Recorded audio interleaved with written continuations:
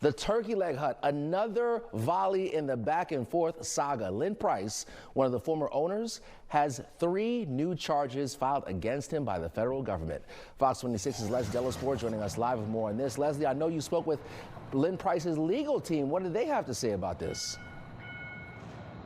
Yeah, Anthony. Well, before I get into that, I want to take you back. So Lynn pled not guilty to charges related to the fire at Bar 5015 earlier this year. But as you mentioned, these are 3 new federal charges. And I did speak with his legal team today, and they sent me a statement. Take a look at your screen. It says the government's addition of 3 unrelated charges is an indication of how they are viewing the merits of the overall case. But here is a breakdown of those new charges. Now, according to court records, the U.S. is charging him with possession of a firearm and furtherance of a drug trafficking crime, and 2 charges of a felon in possession of a firearm. Now, court records say Price is accused of possessing marijuana with the intention to distribute it around the time of October 2019 through April 2022.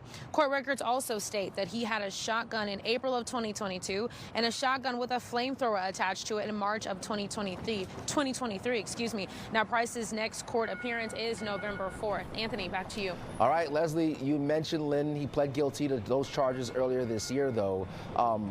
For those who don't know about it, can you walk us through that as well?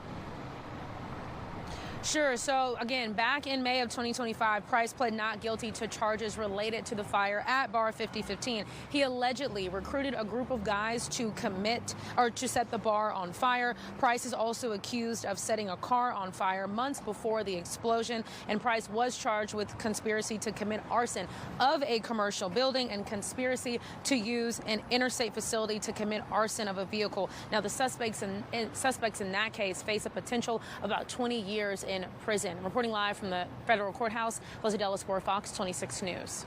Then we do begin with some breaking news out of North Harris County. We do understand that 1 man is dead and another is injured. This is after a shooting at an apartment. It happened off of Ella Boulevard near Rankin Road. Fox 26's Randy Wallace has been at the scene all evening and joins us live now with more. Randy. Yeah, Rashi, now Precinct 4 constable deputies were called to this apartment complex in the 13,000 block of Ella at around 6:15. When they got here, they found a 20-year-old man had been shot to death here at the scene. A 38-year-old man was on his way to the hospital with non-life-threatening injuries, and there's a 3rd person involved that they're trying to locate at this time. Now, a few minutes ago, Sergeant Greg Pinkins gave an explanation of what it's believed happened here. Take a listen. Their preliminary investigation indicated that the male at the hospital, a 38-year-old male, came over to sell a PlayStation, and at some point to sell a PlayStation to the victim here on scene. At some point, a 3rd victim, an unidentified male, approached, and there resulted in an argument that resulted in gunfire between the victim at the hospital and at least one of the males that was here on scene. Now, the sergeant tells us that it's believed that 2 of the people involved did have guns. 1 gun was recovered. Obviously, this is an active investigation and it's continuing right now. Reporting live from North Harris County, Randy Wallace, Fox 26 News. Well, the family of Jeremy Glenn Carnes, the man found hanging and burned to death on the North Loop last week, is speaking with Fox 26. His sister is seeking some answers while police investigate this death as a homicide. Fox 26's Sherman DeSalle is joining us live from Northeast Houston, where his body was found. Sherman, this is a very disturbing story, tough for the family. What did they end up telling you? They told me a lot in the 20-minute conversation we had. Camilla Kidd believes that her brother was killed by the same person who had something to do with his attack just a few days before. He had recently gone to the hospital for his injuries for that attack. So a little bit more about Jeremy Glenn Carnes. He was 46 years old, and his sister says that he had been homeless for quite some time. He would move around from place to place. Carnes was found late last Thursday hanging from a rope not too far from where we are, underneath the North Loop near the 7800 block. There was an initial call to HPD about a brush fire from some Union Pacific employees because the railroad track is nearby.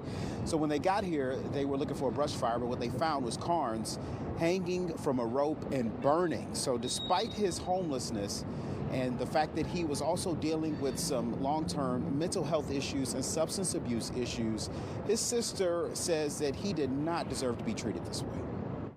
People look at homeless people and they don't see a human. I do. I always have. He was in the hospital 2 days before this happened. What was he in the hospital for? He was attacked. Do you think that the same people that attacked him 2 days before? 100%. There's nothing he would have done. Nothing. I promise you, as God is my witness, there's nothing he could have done to deserve that. Wow, Sherman, that's difficult to watch. Can you tell us more about his family? And we do hear that his dog is also missing. Yeah, so Jeremy and his sister, along with some other family members, they would spend a lot of their time, their childhood years, in Brazoria County in the Alvin area, but they've gone from place to place for quite some time, including their parents, who are no longer with us. And he also has two kids, a 22-year-old daughter and an 18-year-old son, who are grieving, of course, and they're looking for Jeremy's dog. This dog that you see on your screen, it's a blue heeler.